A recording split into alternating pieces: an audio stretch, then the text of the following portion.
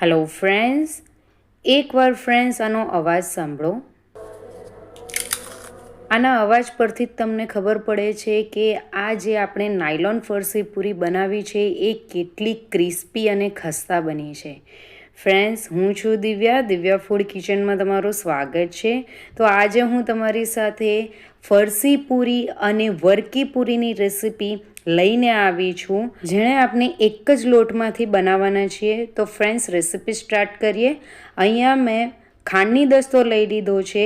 આપણે એક મસાલો રેડી કરવાનો છે, જેની અંદર 1 ચમચી જીરું એડ કર્યું છે, 1 ચમચી મરી એડ કર્યા છે, 1 ચમચી તલ એડ કરી દીધા છે. આ બધાને આપણે અટકચરા વાટી નાખવાના છે. તો તમે મિક્સર જારની અંદર પણ વાટી શકો છો, પણ ખાંડની દસ્તાથી વાટશો તો એ વધારે સારો એનો ટેસ્ટ આવે છે. તો આ રીતના અધકચરા તેને વાટીને રેડી કરી દેવાના છે. તો હવે હમણાં એને સાઈડ પર મૂકીએ. અહીંયા મેં પરાત લઈ લીધી છે, તેની અંદર 2 કપ મેદો લઈ લીધો છે. તમે મેદાની જગ્યાએ ઘઉંનો લોટ પણ એડ કરી શકો છો. હવે આની અંદર એક મિક્સર રેડી કરવાનું છે. તો અહીંયા મેં 4 ચમચી જેટલું ઘી તડકા પેનની અંદર લઈ લીધું છે. તેની અંદર અડધો કપ જેટલું પાણી લઈ લીધું છે. આ પાણીને આપણે ઉકળવા દેવાનું છે. આ જે સ્ટેપ આપણે કરીએ છીએ, આ સ્ટેપના કારણે જ આપની પૂરી છે એ ફરસી બનશે અને ઘણા બધા લેયર્સવાળી બનશે અને ખસ્તા બનશે. તો આ પાણીને આપણે થોડુંક ગરમ કરી લેવાનું છે અને તેની અંદર બબલ્સ આવી જાય એટલે તેની અંદર 2 ચમચી જેટલું સૂજી એડ કરી દેવાનું. જો તમારી પાસે મોટો રવો હોય તો તેને મિક્સર જારમાં એકવાર ફેરવી દેવાનું અને પછી 2 ચમચી લઈ લેવાનું. સૂજીને આપણે વધારે ફૂલાવાની નથી, બસ એડ કરીને મિક્સ કરી દેવાનું છે. અને આ ગરમ જે મિક્સર આપણે બનાવ્યું છે એ મિક્સરને આની અંદર જે આપણે લોટ છે, મેદો છે, તેની અંદર એડ કરી દેવાનું છે અને ચમચીની મદદથી તેને પહેલાં તો મિક્સ કરી દેવાનું છે. ચમચીની મદદથી આપણે બરાબર મિક્સ કરી લેશું અને ત્યાર પછી હાથની મદદથી આપણે લોટ બાંધવાનો છે. તો સૌથી પહેલાં તો અહીંયા હાથની મદદથી આપણે બધા જ લોટને એક સરખી રીતે મિક્સ કરી દેશું અને આપણે આ રીતે હાથની ઉપર લોટને લઈને ઘસી નાખવાનો છે, જેથી જેટલું પણ મિશ્રણ છે એ એક લોટની ઉપર આવી જાય. તો આ સ્ટેપ જરૂરી છે, જેનાથી આપણી પૂરી ખસ્તા અને ક્રિસ્પી બનશે. તો આ રીતે હાથની ઉપર ઘસી લેવાનું છે. ત્યાર પછી આપણે આની અંદર 1 ચમચી જેટલું મીઠું એડ કરવાનું છે. મીઠું તમે તમારી રીતે એડ કરી શકો છો સ્વાદ મુજબ. ત્યાર પછી આપણે જે મસાલો રેડી કર્યો હતો એ મસાલો એની અંદર એડ કરી દેવાનો છે અને ચમચીની મદદથી એને બરાબર મિક્સ કરી દેવાનું છે. ચમચીની મદદથી મિક્સ થઈ જાય એટલે અહીંયા પાણી લેવાનું છે. તો પાણીનો પહેલાં યુઝ નથી કરવાનો, પહેલાં હાથની મદદથી આપણે આ બધા જ લોટને ભેગો કરવાનો છે. આપણે લોટને સોફ્ટ નથી બાંધવાનો, હાર્ડ બાંધવાનો છે. એટલે અહીંયા મેં અડધો કપ જેટલું પાણી લીધું છે અને થોડું પાણી કરીને આ બધા લોટને આપણે બાંધી લેવાનો છે. તો સૌથી પહેલાં પાણી એડ નહીં કરતા, નહીં તો લોટ ઢીલો થઈ જશે. સૌથી પહેલાં બધા જ લોટને આપણે મિક્સ કરવાનો છે અને ત્યાર પછી જ આપણે પાણી એડ કરવાનું. તો આ રીતનો કઠણ લોટ બાંધીને રેડી કરી દીધો છે. તેને 10 મિનિટ માટે રેસ્ટ આપવાનો છે. તો અહીંયા મેં અડધો કપ પાણી લીધું હતું, તેમાંથી 1/4 કપ જેટલું પાણી બચી ગયું છે. તો અહીંયા હવે 10 મિનિટ પછી હું તમને લોટને બતાવું છું. તો લોટ સેટ થઈ ગયો છે. હવે તેની ઉપર 1 ચમચી તેલ એડ કરીને તેને 2 થી 3 મિનિટ માટે બરાબર મસળી લેવાનો છે અને તેને ચીકણો કરી લેવાનો છે. લોટ એકદમ સોફ્ટ જેવો પણ થઈ જશે અને તેની અંદર એક ખેંચાણ આવી જશે. એ રીતનો લોટ બાંધીને રેડી કરવાનો છે. હું તમને આગળ બતાવું છું કે લોટ કેવો હોવો જોઈએ. તો અહીંયા હવે 2 થી 3 મિનિટ થઈ ગઈ છે. તો હવે લોટને તમે જોઈ શકો છો કે આ રીતનું ખેંચાણ તેની અંદર આવી ગયું છે. તો બસ આપણે આ રીતનો જ લોટ જોઈએ છે. તો હવે લોટને આપણે એક સરખા ભાગમાં ડિવાઈડ કરવાનું છે. તો અહીંયા મેં લોટને આ રીતે સિલિન્ડર શેપમાં લઈ લીધું છે અને તેને આપણે એક સરખા ભાગ કરી દેવાના છે. તો અહીંયા એક સરખા મારા 5 ભાગ થાય છે. તમારા 4 થતા હોય તો તમે 4 પણ કરી શકો છો. તો આ રીતના પાર્ટ કરી દેવાના છે. તેમાંથી એક લોયો લઈ લેવાનો છે અને તેને રાઉન્ડ શેપ આપી દેવાનો છે અને બાકીના લોટને આપણે ઢાંકી દેવાનો છે, જેથી એ સુકાઈ નહીં જાય. તો હવે બાકીના લોટને સાઈડ પર મૂકી દઈએ. આપણે જે એક લોયો લીધો હતો તેને વેલણ પાટલાની મદદથી આપણે એકદમ જ પતલી રોટલી જેટલું વણી લેવાનું છે, કોઈ પણ લોટનો યુઝ નથી કરવાનો. તો અહીંયા મેં પતલી રોટલી જેટલું મેં એને વણી લીધું છે. તો હું તમને એની થિકનેસ બતાવું છું. તો તમે જોઈ શકો છો કે આ ખૂબ જ પતલું મેં રાખ્યું છે. તો આ રીતનું પતલું જ રાખવાનું છે. ત્યાર પછી અહીંયા એક સાટો બનાવવાનો છે. તેના માટે વાટકીની અંદર 2 ચમચી જેટલો અહીંયા મેં ચોખાનો લોટ લીધો છે. તમે ચોખાના લોટની જગ્યાએ મેદો પણ લઈ શકો છો. તેની અંદર સૌથી પહેલાં મેં 4 ટેબલસ્પૂન જેટલું મેલ્ટેડ ઘી લીધું છે, મેલ્ટ કરેલું ઘી છે, અને તેને મિક્સ કરી દેવાનું છે. મિક્સ કર્યા પછી મને ઘી થોડું ઓછું લાગ્યું તો મેં 2 ટેબલસ્પૂન જેટલું ઘી બીજું એડ કર્યું છે. જો તમને જરૂર હોય તેટલું જ ઘી એડ કરવાનું છે. તો અહીંયા ટોટલ મેં 6 ટેબલસ્પૂન જેટલું ઘી એડ કર્યું છે.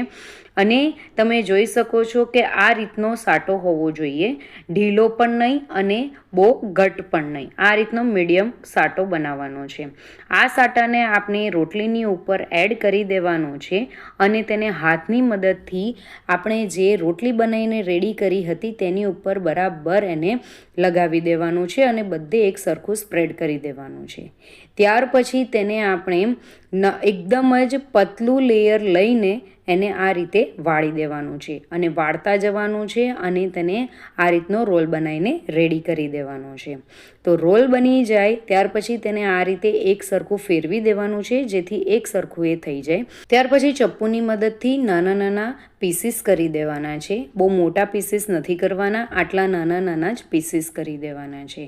તો ખૂબ જ ઇઝીલી પીસ પણ થઈ જશે. તમે જોઈ શકો છો એક જ રોલમાંથી 10થી 12 જેટલા રોલ બનીને રેડી થાય છે. ખૂબ જ લેયર્સ તમને દેખાઈ રહ્યા છે. આ રીતના લેયર્સ હશે તો આપની જે પૂરી બનશે એ ખૂબ જ ફરસી બનશે. ત્યાર પછી હથેળીની ઉપર લઈને આ રીતે બીજા હાથથી તેને પ્રેસ કરી દેવાનું છે. આ જ રીતે જેટલા બી લોયા છે એ બધાને આ રીતે પ્રેસ કરી દેવાના છે. તો મેં બધા જ લોયાને આ રીતે પ્રેસ કરી દીધા છે. હવે આપણે આને વણવાનું છે. આપણે આને હલકા હાથે વણવાનું છે. તો ફક્ત 2 થી 3 વેલણ જ મારીને એને વણી લેવાનું છે. તો વધારે વેલણ મારવાનું નથી અને દબાઈને આપણે પૂરી વણવાની નથી અને એને પૂરી આટલી જ સાઇઝની હોવી જોઈએ, એનાથી વધારે મોટી પૂરી કરવાની નથી.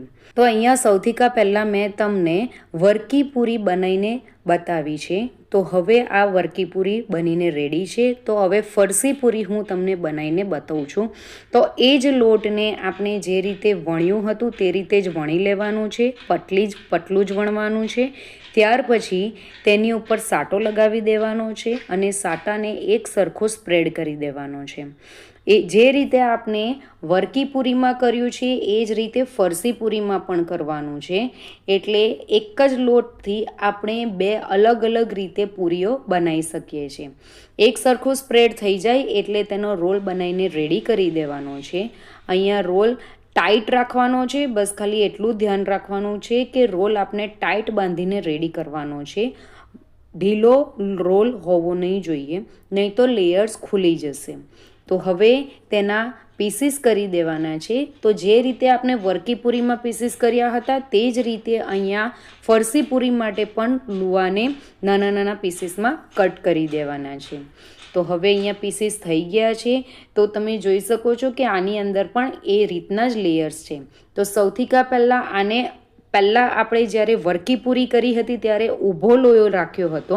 ફરસી પૂરીની અંદર આડો લોયો રાખવાનો છે. આ રીતનો આડો લોયો રાખીને તેને પ્રેસ કરી દેવાનો છે. ત્યાર પછી આપણે ચોરસ શેપમાં તેને વણી લેવાનું છે. ફક્ત બે જ વેલણ મારવાના છે, વધારે વેલણ મારવાની જરૂર નથી. આ રીતનો ચોરસ શેપ તેને આપી દેવાનો. તો અહીંયા બધી જ ફરસી પૂરી વણીને રેડી કરી દીધી છે. અહીંયા તેલ ગરમ કરવા મૂકી દીધું હતું. મીડિયમ જ ગરમ તેલ હોવું જોઈએ, વધારે ગરમ હોવું નહીં જોઈએ. ત્યાર પછી તેની અંદર સૌથી પહેલાં આપણે જે વરકી પૂરી વણી હતી તે એડ કરવાની છે. પેણીમાં જેટલી આવે એટલી એડ કરવાની છે અને થોડા ટાઈમ પછી એ એની જાતે જ ઉપર આવશે. જ્યાર સુધી એ ઉપર નહીં આવે ત્યાર સુધી આપણે તબેથો કે કશું બી મારવાનું નથી અને પછી હલકા હાથે તેને પલટાવવાની છે. પલટાવવાની ઉતાવળ જરાય નથી કરવાની, કેમ કે આપણી જે વરકી પૂરી છે એ ખૂબ જ સોફ્ટ છે, અને જો વધારે પલટાવવાની ઉતાવળ કરશો અથવા તો વધારે એમાં તબેથો મારશો તો એના લેયર્સ બધા ખુલી જશે. તો તમે જોઈ શકો છો કે અત્યારે જ એના લેયર્સો ખુલવા માંડ્યા છે અને ખૂબ સારા લેયર્સ તમને દેખાય છે. તો આ રીતનો કલર આછો બદામી રંગનો આવી જાય એટલે તેને લઈ લેવાની છે. તો જોતાં જ મોઢામાં પાણી આવી જાય એવા આપની એકદમ જ ખસ્તા ક્રિસ્પી આપની વરકી પૂરી બનીને રેડી થઈ છે.